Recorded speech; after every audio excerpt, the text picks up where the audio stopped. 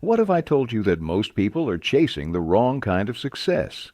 That the path you're following might be leading you straight into mediocrity, while the real game-changing opportunities are hiding in plain sight, waiting for the brave to seize them? That's exactly the bold idea Peter Thiel shares in his book 0 to 1.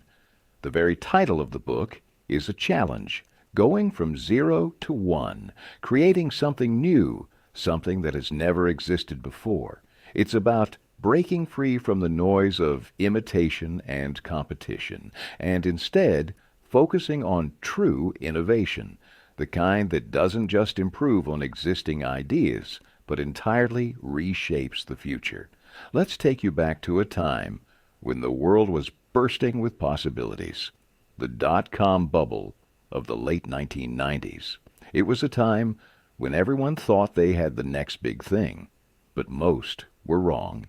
They were too busy copying each other, all racing to get a piece of a market that didn't even exist yet. The real winners were the ones who saw past the trends and created something that no one else could replicate. They didn't just ride the wave of progress, they built the wave. That's the kind of mindset Peter Thiel advocates in 0 to 1. The world doesn't need more of the same. It needs different. It needs thinkers who aren't afraid to forge their own path, to go from 0 to 1. So, how do you make that leap? How do you think in a way that sets you apart from the rest? Thiel's got the answers, and we're about to dive into them.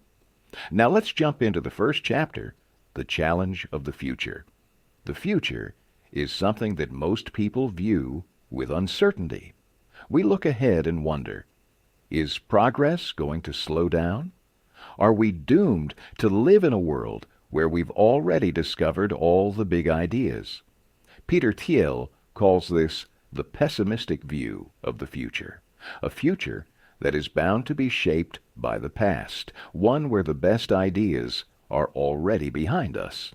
But Thiel refuses to buy into this narrative. He sees the future as a playground full of untapped opportunities. In his words, the most contrarian thing of all is not to oppose the crowd, but to think for yourself. And that's the heart of 0 to 1, embracing the idea that we can shape the future by creating new, disruptive technologies and ideas. Thiel's message here is clear. If we continue to simply imitate what's already been done, we're never going to make real progress. If we want to move forward, we need to stop thinking about incremental improvements and start thinking about radical change. As Thiel puts it, brilliant thinking is rare, but courage is in even shorter supply. This first chapter sets the stage for everything that follows. To truly innovate, we must change our mindset. We must embrace the challenge of creating something that hasn't been done before.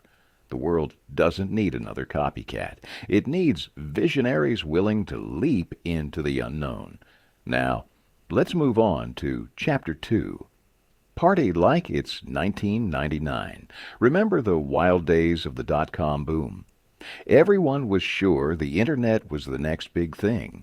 People were pouring money into tech startups left and right, convinced they would make a fortune. But when the bubble burst, reality hit hard.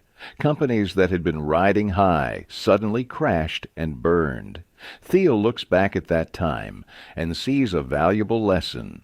Growth at any cost is a dangerous game. In 0 to 1, Thiel doesn't just talk about the excitement of the era. He also addresses the mistakes made during the dot-com bubble. Companies were more focused on growth than on building something valuable. Investors didn't care about profitability or sustainability. They were just looking for the next big thing.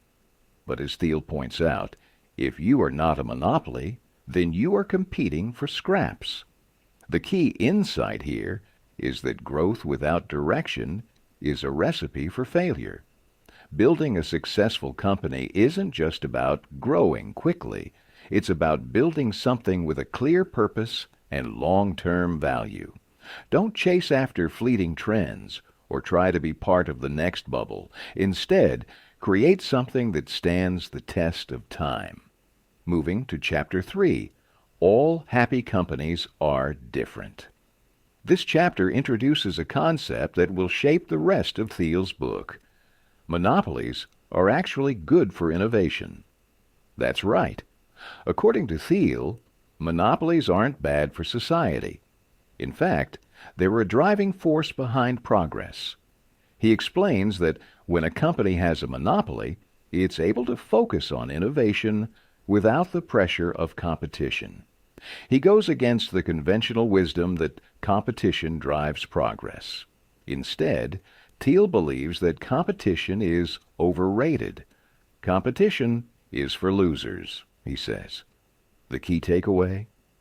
If you're focusing on outdoing your competitors, you're probably not thinking big enough. Instead of competing, aim to create something so unique that there's no competition. Think about Apple when Steve Jobs was running the company. It wasn't competing with other computer companies, it was creating an entirely new category of consumer electronics. That's the kind of monopoly Thiel is talking about. A monopoly that comes from creating something that's so good, so different, that no one else can touch it. The actionable insight here is simple. If you want to be successful, stop thinking about competition. Focus on creating something that is so distinct and valuable that no one else can replicate it. Create your own monopoly. In Chapter 4, The Ideology of Competition, Thiel expands on this idea. Thiel argues that competition isn't just unnecessary. It can actually be destructive. He explains that when we focus too much on what our competitors are doing, we lose sight of what makes us unique. The most valuable businesses of the future will be the ones most willing to question the present, Thiel states.